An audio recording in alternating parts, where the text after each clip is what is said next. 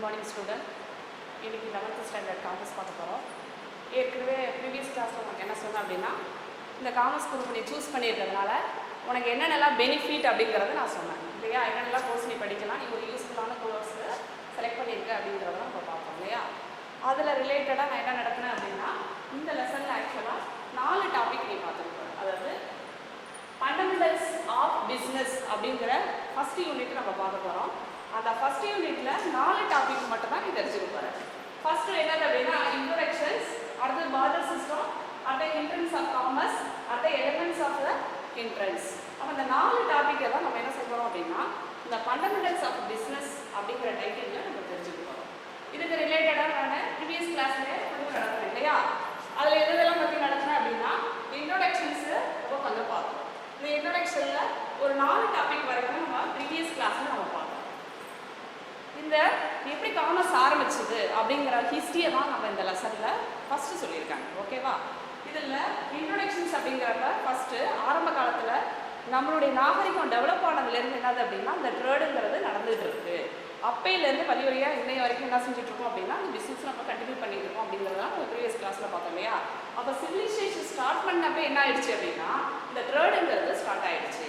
இதை பொறுத்த வரைக்கும் இதுக்கான நம்மளுக்கு சான்று எதில் இருக்குது அப்படின்னா, சிந்து சமவெளி நாகரிகத்திலேருந்து வியாபாரம் பண்ணியிருக்காங்க. அப்போ அந்த டயத்தில் நம்ம மலைவாழ் பகுதியில் வாழக்கூடிய மக்கள் ஆகட்டும், அவங்கள்ட்ட என்னென்ன பொருள்கள் ஆகட்டும், அதை தரைவாழ் வாழ்வில் வாழக்கூடிய மக்கள்லேருந்து அவங்கள்ட்ட கிடைக்கக்கூடிய பொருள்களை என்ன செஞ்சுருக்காங்க அப்படின்னா எக்ஸ்சேஞ்ச் பண்ணியிருக்காங்க அப்படிங்கிறதெல்லாம் நம்ம பார்த்தோம் ப்ரீவியஸ் கிளாஸில் பார்த்தோம். அதை தான் எது அப்படின்னா இந்த இன்ட்ரோடக்ஷனில் பார்த்தோம். ஆரம்ப காலத்தில் என்னாச்சு அப்படின்னா, அந்த பார்டர் சிஸ்டமாக இருந்தது அப்படிங்கிறாங்க. பார்டர் சிஸ்டம்னா என்னது அப்படின்னா, அவங்கள்ட்ட இருக்கக்கூடிய பொருளை எக்ஸஸாக இருக்கக்கூடியதை இன்னொருத்தவங்கள்ட்ட கொடுத்துட்டு அவங்கள்ட்ட இருக்கக்கூடிய பொருளை வாங்கிக்கிறதா என்னது அப்படின்னா இந்த பார்டர் சிஸ்டம், அதாவது எக்ஸ்சேஞ்ச் ஆஃப் குட்ஸ் அப்படிங்கிறது தான் பார்டர் சிஸ்டம். அப்போ அந்த முறைகளில் நம்மளுடைய சிந்து சமவெளி நாகரிகத்திலிருந்து என்ன செஞ்சுருக்காங்க அப்படின்னா ஆரம்பிச்சிருக்காங்க அப்படிங்கான சான்று தான் நம்மளுக்கு இன்ட்ரோடக்ஷனில் பார்ப்போம். செகண்ட் என்னது அப்படின்னா trade and traders in the Pandya dynasty. இந்த பாண்டியர்களுடைய ஆட்சி காலத்தில் நம்ம நாட்டை ஆண்டது சேர சோழ பாண்டியர்கள் 3 பேரும் ஆண்டார்கள் அப்படிங்கிறது நம்ம படிச்சிருக்கோம் இல்லையா.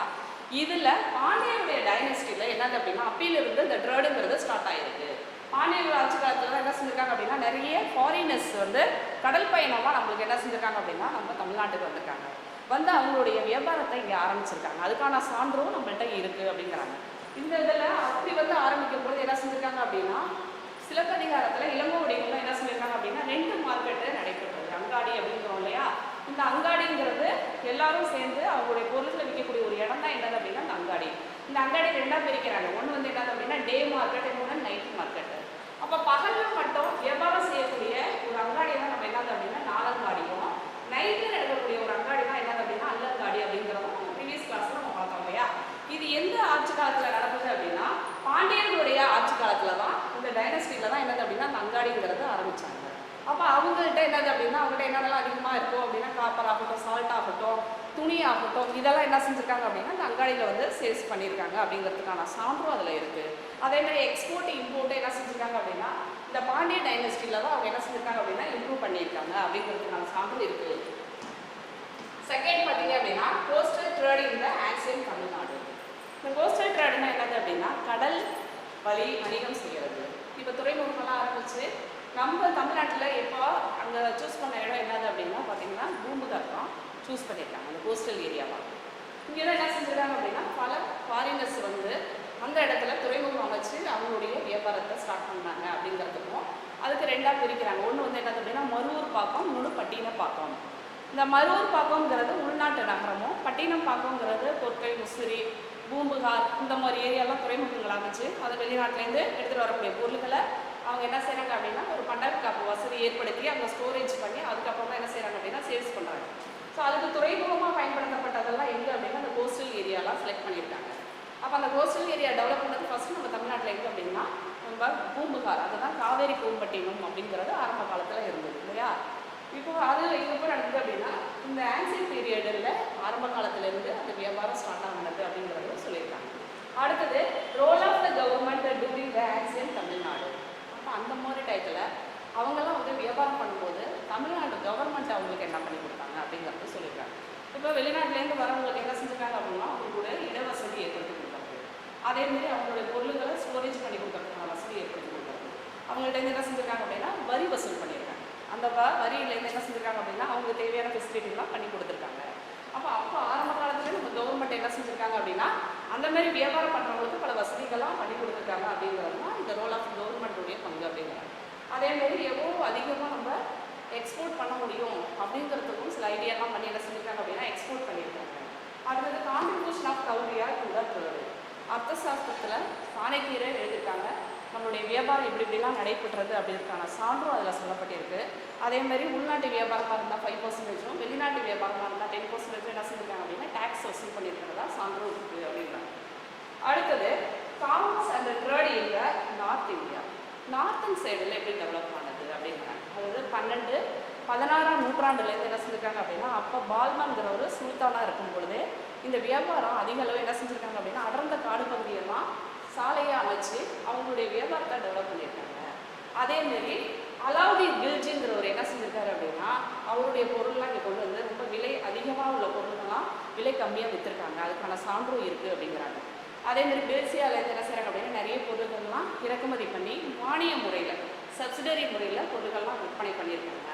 இப்படியெல்லாம் என்ன செஞ்சுருக்காங்க அப்படின்னா அவங்களுடைய வியாபாரத்தை அதிக அளவு நார்த்தன் சைடுலேருந்து கொண்டு வந்து நம்ம தமிழ்நாட்டில் அதிகமாக டெவலப் பண்ணியிருக்காங்க. அடுத்தது trade and Rome, China and Europe. அதேமாரி சைனாவுடையிலேருந்து என்ன செஞ்சுருக்காங்க அப்படின்னா அப்போ பார்த்தீங்க அப்படின்னா மலேசியா, இந்தோனேசியாலாம் ஆண்ட விஜயநகர பேரரசு என்ன செஞ்சுருக்காங்க அப்படின்னா சோழர்கள் விஜயநகர பேரரசை கைப்பற்றி சீனர்களோட என்ன செஞ்சுருக்காங்க அப்படின்னா அப்பையிலேருந்து யுவான்ஸ் வாங்கலாம் ஃபஸ்ட்டு நம்ம தமிழ்நாட்டுக்கு வராங்க. அவரோட சேர்ந்து என்ன செஞ்சுருக்காங்க அப்படின்னா நிறைய பொருட்களை விற்பனை பண்ணியிருக்காங்க இல்லையா. இன்றைக்கி இதை நம்ம யூஸ் பண்ணிகிட்டு இருக்க ப்ராடக்ட்டில் சைனாவோட ப்ராடக்ட் தான் நம்மளுக்கு அதிகமாக யூஸ் பண்ணிகிட்டு இருக்கோம் அப்படிங்கிறாங்க. இப்போ லேட்டஸ்ட்டாக நிறைய ஆப்பை கூட என்ன செஞ்சுருக்காங்க 59 ஆப்பை கூட கரெக்ட் பண்ணியிருக்காங்க இல்லையா. மத்திய அரசு சைனாவில் நிறைய நம்மளுக்கு பாதிப்புங்கிறதுனால நிறைய ஆப்பில் என்ன செஞ்சுருக்காங்க அப்படின்னா கரெக்ட் பண்ணியிருக்காங்க. அப்போ சைனாவுடைய கான்டாக்டும் என்ன செய்கிறாங்க அப்படின்னா ஒரு 5000 கான்டாக்டும் என்ன செஞ்சுருக்காங்க அப்படின்னா கேன்சல் பண்ணியிருக்காங்க. சைனாவில் நம்மளுக்கு அதிகமாக அப்போ ஆரம்ப காலத்தில் யுவான்ஸ் வாங்க ஆரம்ப காலத்துலேருந்து என்னது அப்படின்னா சோழர்களுடன் சேர்ந்து என்ன செஞ்சுருக்காங்க அப்படின்னா நம்ம தமிழ்நாட்டில் வியாபாரம் பண்ணியிருக்காங்க. அதுக்கான சான்றும் நமக்கு இருக்குது அப்படிங்கிறாங்க. அதேமாரி நிறைய என்ன செய்கிறாரு அப்படின்னா கடல் வழி பாதைகள்லாம் கிரியேட் பண்ணுறாங்க. நம்மளுக்கு வாஸ்கோ ட காமா தான் என்னது அப்படின்னா சீ ரூட்டை கண்டுபிடிச்சாங்க அப்படிங்கிறத நம்ம பார்ப்போம் இல்லையா.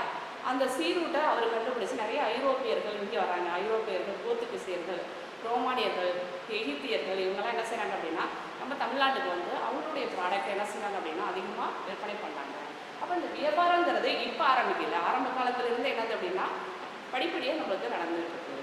இதனுடைய இது வந்து இன்றைக்கி என்ன ஆயிடுச்சு அப்படின்னா அப்போது பார்டர் சிஸ்டம் முறையில் நடந்துச்சு.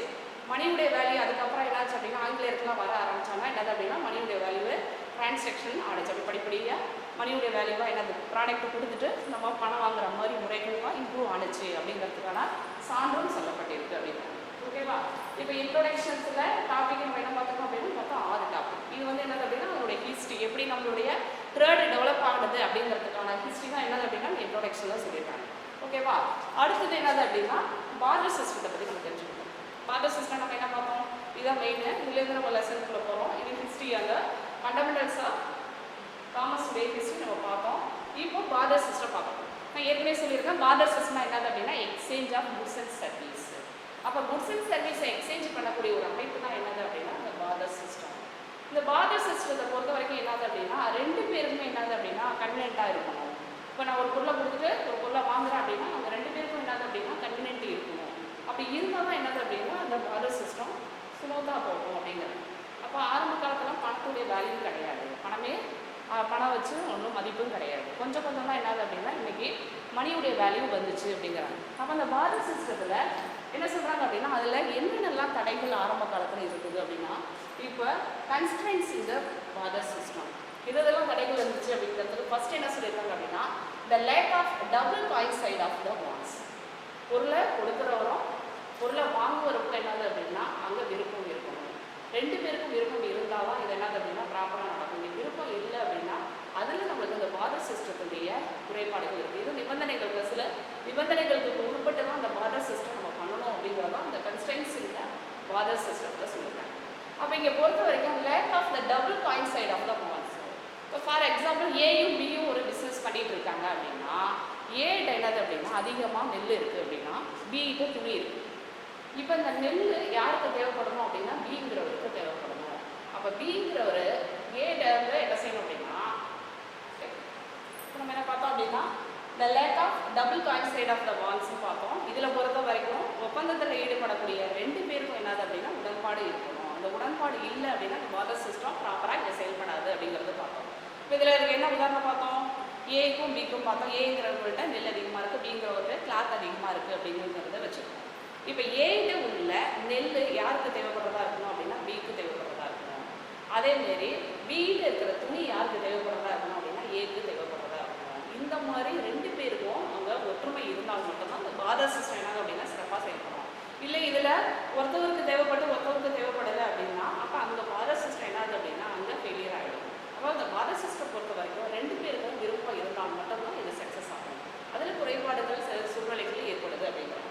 ரெண்டாவது, non existence of the common measure of the ஆக்சுவலாக ஒரு பொருளுடைய மதிப்புன்னு இருக்கு இல்லையா, அப்போ மதிப்பீட்டு அடிப்படையில் என்ன ஆகுது அப்படின்னா செயல்படலை அந்த பார்டர் சிஸ்டம். ஏன் அப்படின்னா இப்போ ஃபார் எக்ஸாம்பிள் ஒவ்வொரு பொருளுக்கும் ஒவ்வொரு ரேஞ்ச் இருக்கும், விலையுடைய ரேஞ்ச் என்னது அப்படின்னா மாறுபடும் இல்லையா. ஒரு ஒரு பொருளுடைய விலை அதிகமாக இருக்கும், ஒரு பொருளோட விலை கம்மியாக இருக்கும். அந்த பார்டர் சிஸ்டத்தில் நம்ம விலை அதிகமாக உள்ள பொருளை கொடுத்துட்டு விலை கம்மியாக உள்ள பொருளை நம்ம வாங்கிக்கக்கூடிய ஒரு சூழ்நிலையே ஏற்படுது. அதுதான் என்னது அப்படின்னா non existence of the common measure of the value. அப்போ பொதுவான ஒரு மதிப்பீட்டு வேல்யூவும் இங்கே இல்லை, மதிப்பு இல்லை அப்படிங்கிறது இது ஒரு ஒன் ஆஃப் த ஃபெயிலியர் அப்படிங்கிறாங்க. ரெண்டாவது, lack of the direct contact between the producer and the consumer. இப்போ ஒரு பொருளை ப்ரொடக்ஷன் பண்ணக்கூடிய ப்ரொடியூசர் ஆகட்டும் அவரும் கன்சியூமரும் என்னது அப்படின்னா இங்கே டைரெக்டாக சந்திக்க முடியாத ஒரு சூழ்நிலை. இப்போ இந்த பொருளை நான் யூஸ் பண்ணுறேன், அந்த சாக் பீஸை நான் யூஸ் பண்ணுறேன் அப்படின்னா அந்த சாக் பீஸை ப்ரொடக்ஷன் பண்ணக்கூடிய ப்ரொடியூசருக்கும் எனக்கும் லிங்க் இருந்துச்சு அப்படின்னா அப்போ ப்ராடக்ட் அதிகமாக சேல்ஸ் ஆகும் அப்படிங்கிறாங்க. இந்த லிங்க் ஏற்படுத்துறதுக்கு தான் இன்றைக்கி நிறைய என்ன செஞ்சுருக்கோம் அப்படின்னா மார்க்கெட்டிங்கை நம்ம டெவலப் பண்ணியிருக்கோம் இல்லையா. அந்த இது என்னது அப்படின்னா இங்கே தயாரிப்பாளர்களும் நுகர்வோரும் சந்திக்க முடியாத ஒரு சூழ்நிலையும் இங்கே என்ன இருக்குது அப்படின்னா ஏற்பட்டிருக்கு. அது ஒரு ஃபெயிலியர் அப்படிங்கிறாங்க. அதே மாதிரி lack of the surplus stock. இந்த சர்ப்ளஸ் ஸ்டாக்னா என்னது அப்படின்னா ஆக்சுவலாக பொருளை ப்ரொடக்ஷன் பண்ணுறோம் அப்படின்னா அது ப்ரொடக்ஷன் நடந்துகிட்டே இருக்கணும். ஏன் அப்படின்னா இதோட யூசேஜ் என்னங்க அப்படின்னா நடந்துகிட்டே இருக்கும். அந்த சாக் பீஸாக யூஸ் பண்ணக்கூடிய நல்லதை தொடர்ந்து யூஸ் பண்ணிகிட்டே இருக்கலாம். அப்போ எனக்கு பொருள் கண்டினியூவாக என்ன செஞ்சுட்டு இருக்கணும், கிடைச்சிட்டு இருக்கணும். அப்போ இங்கே பொருளை பொறுத்த வரைக்கும் அந்த பார்டர் சிஸ்டத்தில் அவர்கிட்ட எக்ஸஸாக உள்ள பொருளை அவர் யாருக்கு கொடுக்குறாரு அப்படிங்கிறாரு, யாருக்கு தேவையோ அவருக்கு கொடுத்துட்றாரு. அங்கே வந்து என்னது அப்படின்னா இங்கே சர்ப்ளஸ் ஸ்டாக்கு அதிகமாக ஸ்டாக் வந்து அங்கே என்ன செய்யலை அப்படின்னா அவர் ஒரு வேர் ஹவுசிங் பண்ண முடியாத ஒரு சூழ்நிலையாக இருக்குது. இது ஒரு ஒன் ஆஃப் த குறைபாடு அப்படிங்கிறாங்க. அப்போ வந்து மீறி இருக்கிற பொருள் அவர் என்ன செய்யணும், ஸ்டோரேஜ் பண்ணிட்டு இருந்தோம்னா என்னது அப்படின்னா இந்த பிஸ்னஸ்ங்கிறது கண்டினியூவாக நடக்கும். அது ஒரு ஒன் ஆஃப் த குறைபாடு அப்படிங்கிறாங்க. ஸோ இது எல்லாம் போகிறது தான் என்னது அப்படின்னா இன்வென்ஷன் ஆஃப் த மணி. இந்த பார்டர் சிஸ்டம் வந்து இவ்வளோ பிரச்சனைகள் இருக்குது. என்னது அப்படின்னா lack of the double coincidence of the wants, அதேமாதிரி non existence of the common measure of the value, lack of the direct contact between the producer and consumer, the lack of surplus of the stock. இது இவ்வளவு இந்த 4 குறைபாடுகளும் இருக்கிறதுனால என்னது அப்படின்னா பணத்துடைய value கொண்டு வராங்க. அப்போ நீங்கள் ஒரு பொருள் நம்ம கொடுத்தோம் அப்படின்னா அதுக்கான பணத்தை கொடுக்குறது. பணத்தை கொடுத்தாலும் என்னது அப்படின்னா இங்கே ப்ராப்பராக இதை செயல்பட முடியும். இந்த பார்டர் சிஸ்டம் தான் ஆரம்ப காலத்துக்கு மட்டும் சூட்டபுளாக இருந்துச்சு. அதுக்கப்புறம் என்ன ஆயிடுச்சு அப்படின்னா கொஞ்சம் இதுலேயும் சில குறைபாடுகள்லாம் வர ஆரம்பிச்சாங்க. என்ன செஞ்சாங்க அப்படின்னா பணத்துடைய மதிப்பு கொண்டு வராங்க. அப்போ goods exchange of goods and சர்வீஸுக்கு நீ என்ன செய்யணும் அப்படின்னா ஒரு குட்ஸையோ ஒரு சர்வீஸ் நம்ம பண்ணுறோம் அப்படின்னா அந்த பணம் கொடுக்கணும் அப்படிங்கிறது பணத்துடைய மதிப்பு வந்த பிறகு தான் இந்த பார்டர் சிஸ்டம்ஸ் என்னது அப்படின்னா இது உள்ள குறைபாடுகள் அத்தனையே நீக்கப்பட்டது அப்படிங்கிறாங்க. ஓகேவா, இதாவது பார்டர் சிஸ்டம். அப்போ பார்டர் சிஸ்டம் என்னது அப்படின்னா goods exchange of goods and service, அதுதான் என்னது அப்படின்னா பார்டர் சிஸ்டம். அதில் உள்ள நிபந்தனைகள் என்னென்ன அப்படிங்கிறத நம்ம பார்ப்போம். அடுத்து என்ன பார்க்க போகிறோம் அப்படின்னா த ஹிண்ட்ரன்ஸ் ஆஃப் காமர்ஸ் பார்க்க போகிறோம். என்னென்னலாம் வணிகத்தில் தடைகள் இருக்குது அப்படின்னா இப்போ ஃபார் எக்ஸாம்பிள் நம்ம ஒரு பொருளை ப்ரொடக்ஷன் பண்ணுறோம் அப்படின்னா அந்த பொருள் எங்கே ரீச் ஆகணும், கன்சியூமருக்கு ரீச் ஆகணும் இல்லையா. அப்போ கன்சியூமருக்கு ரீச் ஆகிற வரைக்கும் ரீச் ஆகி அந்த ப்ராடக்ட்டு கன்சியூமருக்கு என்ன இருக்கணும் அப்படின்னா பிடிச்சிருக்கணும். அந்த சாட்டிஸ்ஃபேக்ஷனை பண்ணுறது யார் அப்படின்னா அந்த ப்ரொடியூசர் தான். அப்போ அந்த ப்ரொடியூசர் பொறுத்த வரைக்கும் நுகர்வோருடைய மனநிலையை என்ன செய்யணும் அப்படின்னா பூர்த்தி செய்யணும். அந்த பூர்த்தி செஞ்சால் தான் என்னாகும் அப்படின்னா அந்த ப்ராடக்ட்டை நுகர்வோர் மத்தியத்தில் ஒரு நல்ல சாட்டிஸ்ஃபேக்ஷன் ஏற்பட்டால் தான் அதிகமான நம்மளுக்கு லாபம் கிடைக்கும். அப்போ ப்ரொடக்ஷன்ஸை அதிகம் பண்ண முடியும். அப்போ தான் நம்ம என்ன செய்யணும் அப்படின்னா ஒரு குறிப்பிட்ட பீரியட்லேயே நம்ம அதிக அளவு லாபத்தை எய்ம் பண்ணி நம்ம போக முடியும், நம்மளுடைய கோலை ரீச் பண்ண முடியும் அப்படிங்கிறாங்க. அப்போ இங்கே பொறுத்த வரைக்கும் என்னது அப்படின்னா ஹிண்ட்ரன்ஸ் ஆஃப் காமர்ஸை பொறுத்த வரைக்கும் என்னது அப்படின்னா என்னென்னலாம் தடைகள் இருக்குது. ஒரு உற்பத்தி செய்கிற பொருள்கள் நுகர்வோர்கிட்ட போகிற வரைக்கும் அதை கண்ட்ரோல் பண்ணக்கூடிய அமைப்பு தான் என்னது அப்படின்னா அதை ஒழுங்காக கண்ட்ரோல் பண்ணி கோஆர்டினேட் பண்ணுறது தான் அந்த வணிகம். அதுக்குள்ளே என்னென்னலாம் தடைகள் இருக்கோ அதெல்லாம் என்னது அப்படின்னா கிரிட்டிசைஸ் பண்ணி அதை சால்வ் பண்ணணும். அப்படி சால்வ் பண்ணால் தான் நம்மளால் என்ன செய்ய முடியும் அப்படின்னா ரீச் பண்ண முடியும் அப்படிங்கிறாங்க. அப்போ இது எல்லாத்தையும் கண்ட்ரோல் பண்ணக்கூடியது அப்படின்னா இப்போ ஃபார் எக்ஸாம்பிள் நம்ம உற்பத்தி பண்ணுறோம் அப்படின்னா இம்போர்ட் பண்ணணும், எக்ஸ்போர்ட் பண்ணணும். அதுக்கு வந்து என்னது அப்படின்னா நிறைய பேர் ஆளை செலக்ட் பண்ணணும். அதேமாரி ஒரு பொருளை ப்ரொடக்ஷன் பண்ணுறோம் அப்படின்னா டேரெக்டாக நம்ம கன்சியூமர்கிட்ட போக முடியாது. அப்போ என்ன செய்யணும், ஹோல்சேலர், ரீட்டைலரை செலக்ட் பண்ணணும். இந்த ரீட்டைலரை செலக்ட் பண்ணி அவங்க வேர் ஹவுசிங் ஃபெசிலிட்டிஸு இந்த இதெல்லாம் நம்ம என்ன செய்யணும் அப்படின்னா அவங்களுக்கு பண்ணி கொடுக்கணும். அதுக்கான ஆள்களை செலக்ட் பண்ணணும். ரெண்டாவது அமௌண்ட்டும் என்னது அப்படின்னா, இப்போ ஃபார் எக்ஸாம்பிள்ஸ் நம்மளுக்கு ப்ரொடக்ஷன் பண்ணிகிட்டே இருக்கோம் அப்படின்னா நமக்கு அதிகமான பணம் தேவை. அதேமாரி ஃபினான்ஸ் சைடெல்லாம் நம்ம ஏற்பாடு பண்ணணும், டிரான்ஸ்போர்ட் ஃபெசிலிட்டிஸும் பண்ணணும், அட்வர்டைஸ்மெண்ட் பண்ணணும். இந்த மாதிரி பல சர்க்குலரும் நம்ம என்ன செய்யணும் அப்படின்னா கன்சிடர் பண்ணணும். இது எல்லாத்தையும் கன்சிடர் பண்ணி நம்ம சால்வ் பண்ணால் தான் நம்மளால் என்ன ஆகும் அப்படின்னா ஒரு பிஸ்னஸை கண்டினியூவாக நம்ம என்ன செய்ய முடியும், நடத்த முடியும் அப்படிங்கிறாங்க. அப்போ இங்கே பொறுத்த வரைக்கும் இதில் என்னென்னா elimination of the hindrance of the commerce, இந்த தொழில் தடைகளை எப்படிலாம் எலிமினேட் பண்ணலாம், அதுக்கான வழிமுறைகள் என்ன அப்படிங்கிறத நம்ம பார்க்க போகிறோம். அதில் first hindrance of person. First point வந்து என்னது அப்படின்னா இந்த ஹிண்ட்ரன்ஸ் ஆஃப் பர்சன்ஸ்.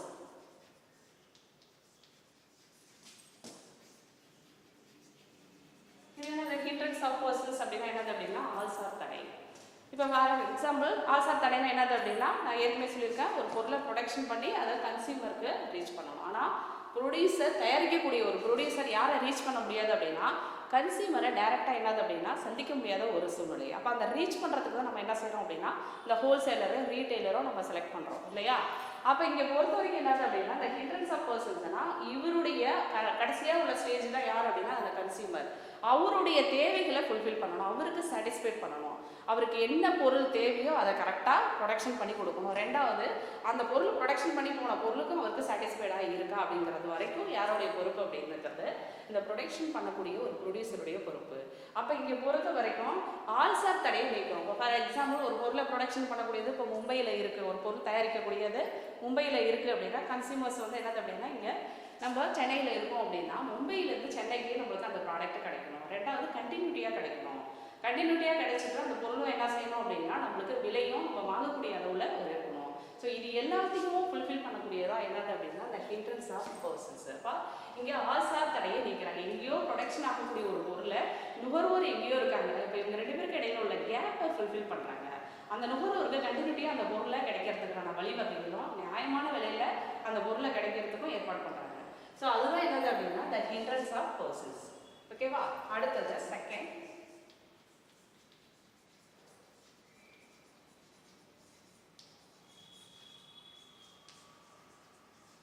செகண்ட் என்னது அப்படின்னா hindrance of place. Hindrance of place அப்படின்னா இப்போ பொருளை ப்ரொடக்ஷன் பண்ணக்கூடியது ப்ரொடியூசர் ஒரு இடத்துல இருக்காரு.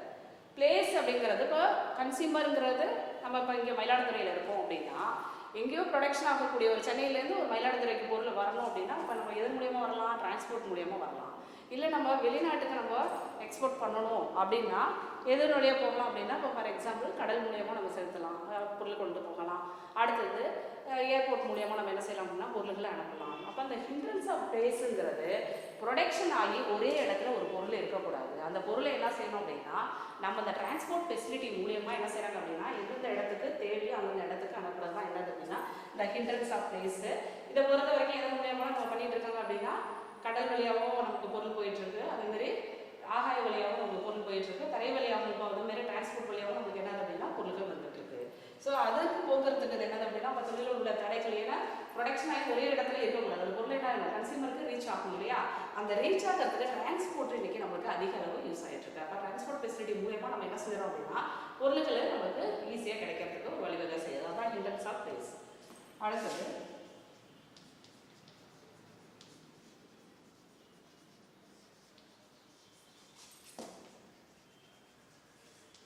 Hindrance of time. இந்த ஹிண்ட்ரன்ஸ் ஆஃப் டைம் தான் என்னது அப்படின்னா சில பொருள்கள் சில நேரத்தில் ரா மெட்டீரியல் ஆகட்டும். இப்போ பருத்தி வந்து என்னது அப்படின்னா ஒரு சீசனில் தான் அது கிடைக்கும். அந்த சீசனில் கிடைக்கக்கூடியப்பயே நம்ம என்ன செய்யணும் அப்படின்னா பருத்தியால் என்னென்ன பொருள்கள்லாம் நம்ம ப்ரொடக்ஷன் பண்ண முடியுமோ அதெல்லாம் ப்ரொடக்ஷன் பண்ணிடணும். அப்போ அதனுடைய யூசேஜ் என்னது அப்படின்னா இப்போ பருத்தி கல்டிவேட் ஆகலை அப்படின்னா அப்போ நம்மளுக்கு கல்டிவேட் ஆகாத சூழ்நிலையில நம்மளுக்கு அதுக்கு ஒரு யூசேஜ் இருக்கும். அப்போ ஒரு பொருள் கிடைக்கும் பொழுது அதை என்ன செய்யணும் அப்படின்னா அது ப்ரொடக்ஷன் பண்ணி அதை என்ன செஞ்சுக்கணும் அப்படின்னா அவங்க வேர்ஹவுசிங் ஃபெசிலிட்டி பண்ணிடணும். அப்போ வேர்ஹவுசிங் ஃபெசிலிட்டி பண்ண பிறகு அந்த சீசன் இல்லாதப்பையும் கன்சியூமருக்கு கிடைக்கக்கூடிய வாய்ப்பை ஏற்படுத்துறது தான் எது அப்படின்னா இந்த ஹிண்ட்ரன்ஸ் ஆஃப் டைம். அப்போ எந்த நேரத்தில் எந்த பொருள் இருக்கோ அந்த பொருளை அதிகமாக ப்ரொடக்ஷன் பண்ணிடணும், அதை வேர் ஹவுசிங் பண்ணிடணும். எப்போ கன்சியூமருக்கு தேவையோ கண்டினியூவாக தேவை அப்படிங்கிறப்போ கண்டினியூவாக அவங்களுக்கு என்ன செய்யணும் அப்படின்னா அவங்களுக்கு சென்றடையணும். அது வரைக்கும் பண்ணக்கூடியதான் என்னது அப்படின்னா இந்த ஹிண்ட்ரன்ஸ் ஆஃப் டைம். ஸோ இதுவும் என்னது அப்படின்னா கன்சிடர் பண்ணணும் அப்படிங்கிறாங்க. அடுத்தது 4th point,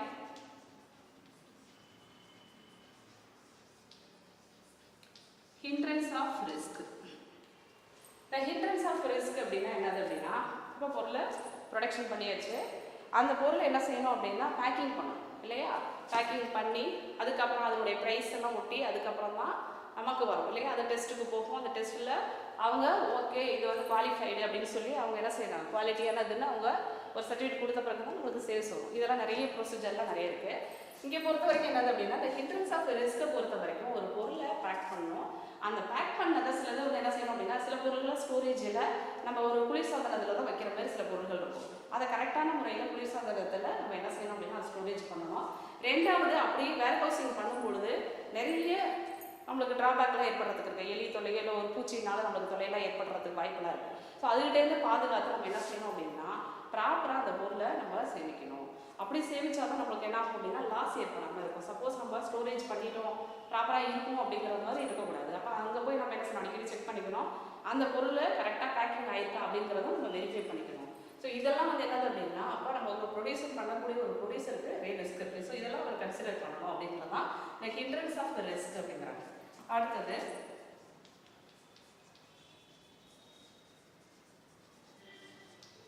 hindrance of risk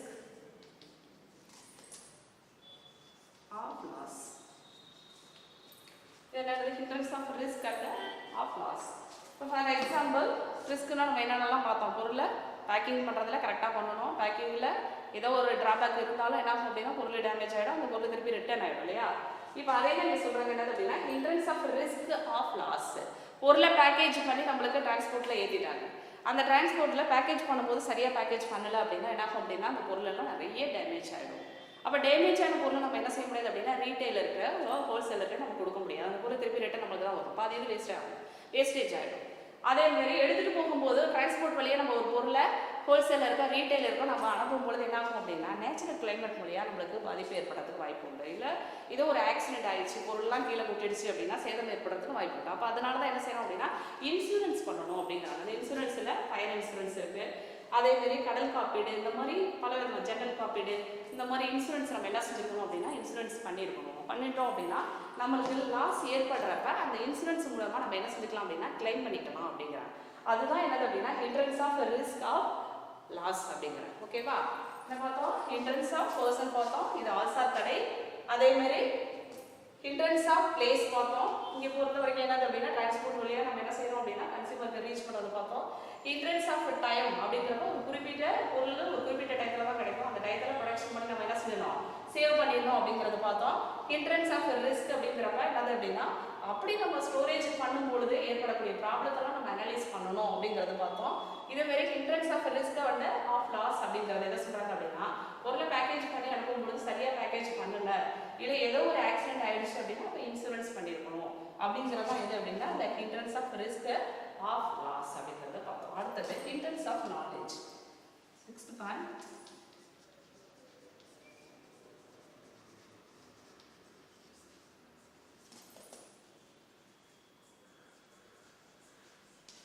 hindrance of knowledge அப்படின்னா என்னது அப்படின்னா ஒரு ப்ரொடியூசர் ஒரு பொருளை ப்ரொடக்ஷன் பண்ணுறாரு அப்படின்னா அதை கன்சியூமருக்கு தெரிஞ்சுக்கணும். நிறைய பொருள்லாம் பார்த்தீங்க அப்படின்னா மார்க்கெட்டிங் வர்றதுக்கு முன்னாடி என்ன ஆகும் அப்படின்னா ஆட் ஓடிட்டு இருக்கும். இந்த அட்வர்டைஸ்மெண்ட் மூலியமாக என்ன ஆகுது அப்படின்னா அந்த பொருள் இப்போ ப்ரொடக்ஷன் ஆகிட்டு இருக்கு அப்படிங்கிறத நம்ம தெரிஞ்சுப்போம். அப்போ அட்வர்டைஸ்மெண்ட் மூலியமாக என்ன செய்கிறாங்க அப்படின்னா கன்சியூமருக்கு ரீச் பண்ணணும். அப்போ ரீச் பண்ணாதான் என்ன ஆகுது அப்படின்னா அதுக்கப்புறம் 1 மந்த்துக்கு அப்புறம் அந்த பொருளை நம்ம சேல்ஸுக்காக நம்ம கொண்டு வரும்போது கன்சியூமர் பற்றியில் அந்த பொருளை பற்றி எல்லாம் தெரிஞ்சுக்கணும் இல்லையா? ஸோ அதுதான் என்னது அப்படின்னா இந்த ஹிண்ட்ரன்ஸ் ஆஃப் நாலேஜ் அப்படிங்கிறாங்க. இப்போ நம்மளுக்கு என்ன இப்போ ப்ரெசென்ட் என்ன பிரச்சனையாக இருக்குது அப்படின்னா நிறைய சொல்லலாம் இல்லையா? நிறைய நம்ம வந்து என்ன செய்வோம் அப்படின்னா நிறைய பொருளை சைனாலேருந்து வரக்கூடிய ப்ராடக்ட்லாம் நம்ம யூஸ் பண்ணிகிட்டு இருக்கோம். அந்த ப்ராடக்ட்லாம் இப்போ என்னது அப்படின்னா இப்போ மத்திய அரசு தடை விதிக்கிறாங்க அப்படின்னா இப்போ தமிழ்நாட்டிலையோ இல்லை இந்தியாவிலோ ஒரு பொருளை ப்ரொடக்ஷன் பண்ணுறாங்க, இல்லை அதுக்கான என்னென்னலாம் பொருளில் நம்ம சைனாலேருந்து வாங்கணும் அதுக்கு ரிலேட்டடாக பொருளை ப்ரொடக்ஷன் பண்ணுறாங்க அப்படின்னா அதை பற்றி அவேர்னஸ் நம்மளுக்கு என்ன செய்யணும் அப்படின்னா ரெடி கொடுக்கணும். ஸோ இந்தியாவிலையும் இந்த ப்ராடக்ட்டை ப்ரொடக்ஷன் ஆகுது அப்படிங்கிறது கன்சியூமருக்கு தெரியப்படுத்துறது தான் என்னது அப்படின்னா இந்த ஹிண்ட்ரன்ஸ் ஆஃப் நாலேஜ் அப்படிங்கிறாங்க. அடுத்தது hindrance of finance. 7th point,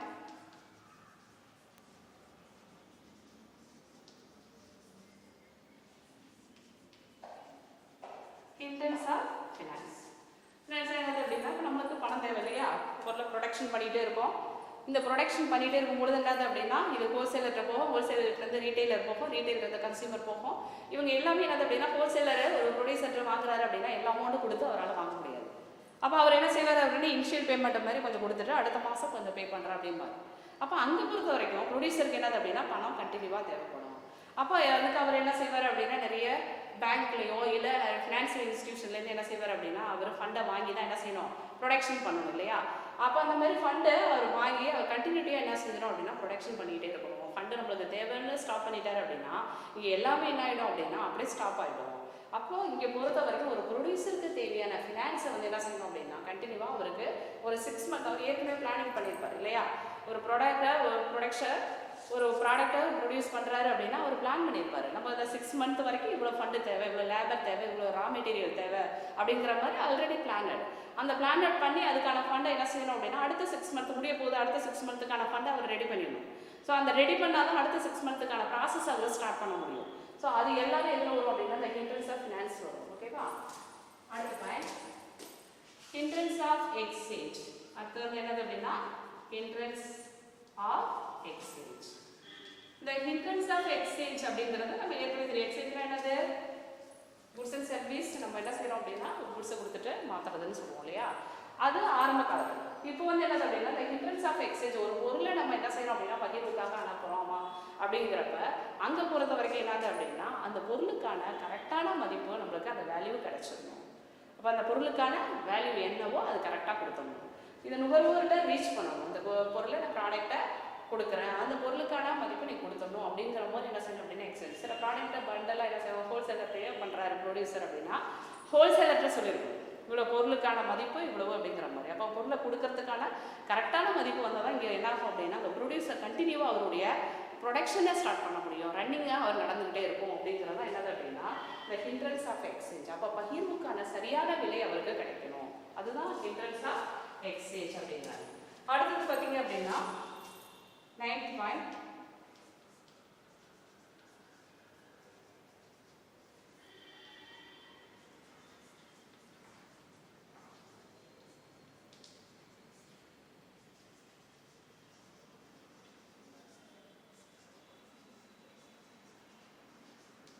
the hindrance of developing the extract the product.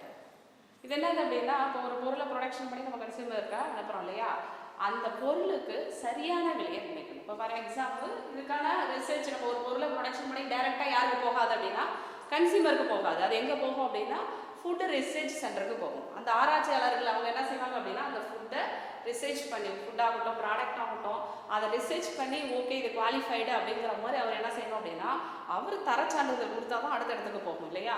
அப்போ அதை பொறுத்த வரைக்கும் அந்த மாதிரி ஒரு குவாலிட்டி இந்த பொருள் வந்து குவாலிட்டியான பொருள் அப்படிங்கிறது அவர் கொடுத்த பிறகு அது வந்து கன்சியூமருக்கு போய் கன்சியூமருக்கும் சாட்டிஸ்ஃபைடாக இருந்தால் மட்டும்தான் என்னது அப்படின்னா அங்கே ப்ரொடக்ஷன்ஸ் அங்கே கண்டினியூவாக நடந்துகிட்டு இருக்கும். அதை தான் என்ன சொல்கிறாங்க அப்படின்னா the hindrance of developing the extract to the product. அப்போ ப்ராடக்ட்டுக்கான சரியான இதை வந்து என்ன செய்யணும் அப்படின்னா தன் நுகர்வோருக்கு சென்றடையணும், சரியான மதிப்பில் அவர் போகணும், சரியான தரத்தில் போகணும் அப்படிங்கிறது இதை சார்ந்திருக்கு. ஸோ இதையும் நம்ம கன்சிடர் பண்ணால் தான் என்ன ஆகும் அப்படின்னா இங்கே பிஸ்னஸ் கண்டினியூவாக நடந்துகிட்டு இருக்கும் அப்படிங்கிறது. இந்த லாஸ்ட் வந்து என்னது அப்படின்னா இந்த ஹிண்ட்ரன்ஸ் இங்கே பொறுத்த வரைக்கும் லாஸ்ட் நம்ம இன்றைக்கி என்ன செய்யறோம் அப்படின்னா ஆன்லைனில் தான் நம்ம என்ன சொல்லிட்டு இருக்கோம் பொருளை வாங்கிட்டு இருக்கோம் இல்லையா. அப்போ லாஸ்ட் பாயிண்ட் என்ன சொல்றாங்க அப்படின்னா ஹிண்ட்ரன்ஸ்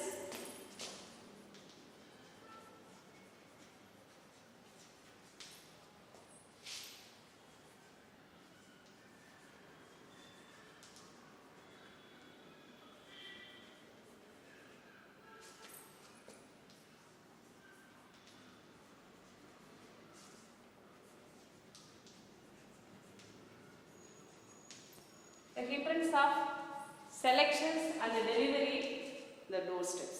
இன்றைக்கி வந்து என்ன செஞ்சிடும் அப்படின்னா நம்மளுக்கு என்ன பொருள் தேவையோ நம்ம என்ன செய்யறோம் ஆன்லைனில் ஆர்டர் பண்ணிடுறோம் இல்லையா. நிறைய அதுக்கான வெப்சைட் நிறைய வந்துருச்சு. அந்த வெப்சைட் மூலியமாக நம்ம எது தேவையான பொருள்களை நம்ம ஆர்டர் கொடுக்குறோம்.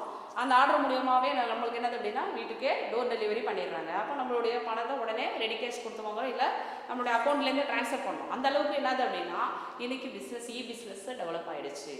எலக்ட்ரானிக் பிஸ்னஸ் இன்றைக்கி என்ன செஞ்சுட்டாங்க அப்படின்னா அதிகமாக டெவலப் ஆனதுனால நிறைய ப்ராடக்ட் நம்ம போய் என்ன செய்யணும் அப்படின்னா கடையில் போய் செலக்ட் பண்ணணும் அவசியமே கிடையாது. நம்மளாவே என்ன செய்கிறோம் அப்படின்னா நம்மளுடைய செல்லிலே பார்த்துட்டு நம்மளுக்கு எந்த ப்ராடக்ட்டோ அதை சூஸ் பண்ணிக்கிறோம், அதுக்கு அப்ளை பண்ணுறோம், அந்த ப்ராடக்ட் நம்மளுக்கு வீட்டிலே டெலிவரி பண்ணுற அளவுக்கு என்ன ஆயிடுச்சு அப்படின்னா இன்றைக்கி டெவலப் ஆகிடுச்சு. ஸோ டெவலப் ஆனதுனால தான் என்னது அப்படின்னா இன்றைக்கி அதிக அளவு பெரிய பெரிய கம்பெனிலாம் அதிக அளவு லாபம் சம்பாரிச்சிட்டு இருக்காங்க அப்படிங்கிற மாதிரி சொல்லியிருக்காங்க. ஓகேவா? So elimination of the hindrance of the business. அப்போ தொழிலில் உள்ள தடைகள்லாம் நீக்கினால தான் நம்ம என்ன அதை ப்ராப்பராக ரொம்ப பிஸ்னஸ் பண்ண முடியும் அப்படிங்கிறது எலிமினேஷன் தான் என்ன சொல்கிறாங்க. First hindrance of person, hindrance of place, hindrance of trade, hindrance of risk, அடுத்தது hindrance of risk and loss, the hindrance of knowledge, the hindrance of finance, the hindrance of exchange, அதே மாதிரி hindrance of developing the extract product, last the hindrance of selections and delivery the door steps. So இது எல்லாமே என்னது அப்படின்னா இந்த border சிஸ்டத்தில் நம்மளுடைய வணிகத்தில் உள்ள தடைகள்லாம் நம்ம நீக்கணும் அப்படின்னா நம்மளால் ப்ராப்பராக நம்மளுடைய பிஸ்னஸை எக்யூப் பண்ணலாம், நம்மளுடைய கோலை ரீச் பண்ணலாம் அப்படிங்கிறதுக்கு தான் இந்த லெசனில் சொல்லப்பட்டிருக்கு. அப்போ இந்த லெசன் மூலயமா நான் ஃபஸ்ட்டு சொன்னேன் இல்லையா, இன்ட்ரடக்ஷன் பார்க்க போகிறோம், அடுத்தது பார்டர் சிஸ்டம் பார்க்க போகிறோம், இந்த பார்டர் சிஸ்டத்தினுடைய நிபந்தனைகள் என்னங்கிறத பார்க்க போகிறோம். அதேமாரி இங்கே பொறுத்த வரைக்கும் இந்த ஹிண்ட்ரன்ஸ் ஆஃப் காமர்ஸ்னால் என்னன்னு பார்த்தோம். அதேமாரி eliminations of the hindrance of business, இதனுடைய எலிமினேஷன் என்ன அப்படிங்கிறதும் நம்ம பார்த்தோம். ஓகேவா? இதுதான் ஃபஸ்ட் லெசனில் சொல்லியிருக்காங்க. அப்போ ஃபஸ்ட் லெசன் மூலயமா நம்ம என்ன தெரிஞ்சுக்கிட்டோம், எப்படிலாம் இந்த ட்ரேடு ஆரம்பிச்சது அப்படிங்கிறத நம்ம தெரிஞ்சுக்கிட்டோம், எப்படிலாம் இந்த பிஸ்னஸில் ஆரம்ப காலத்தில் பார்டர் சிஸ்டத்தில் இருந்தது, அப்புறம் உடைய பணத்துடைய வேல்யூ எப்படி வந்தது அப்படிங்கிறத நம்ம தெரிஞ்சுக்கிட்டோம். பார்டர் சிஸ்டம்னா என்னன்னு பார்த்தோம், அதனுடைய நிபந்தனைகளும் பார்த்துக்கிட்டோம். அதேமாதிரி காமர்ஸுடைய தடைகள் என்ன அப்படிங்கிறத நம்ம பார்த்தோம். பிஸ்னஸில் எதெல்லாம் நம்ம தொழிலில் தடைகள் அப்படிங்கிறத நம்ம தெரிஞ்சுட்டோம். இதுதான் ஃபஸ்ட் லெசன். ஓகேவா? ஃபண்டமெண்டல் ஆஃப் பிஸ்னஸுடைய லெசனில் உள்ள எல்லா டாப்பிக்கும் நம்ம பார்த்துட்டோம். ஓகேவா? நாளைக்கு அடுத்த கிளாஸ் நம்ம என்ன செய்ய போகிறோம் அப்படின்னா அடுத்த லெசன்ஸ் யூனிட் 2ல் உள்ள லெசன்ஸ் நம்ம பார்க்க போகிறோம். இப்போ இந்த லெசன்ஸ் என்னங்கிறது நமக்கு புரிஞ்சிருக்கோம். இது ஒரு வாட்டி பாரு. இதுக்கெல்லாம் என்னென்ன கொஸ்டின்ஸ் எல்லாம் படிக்கணும் அப்படிங்கிறத நான் 2 லெசன் நடத்துகிற பிறகு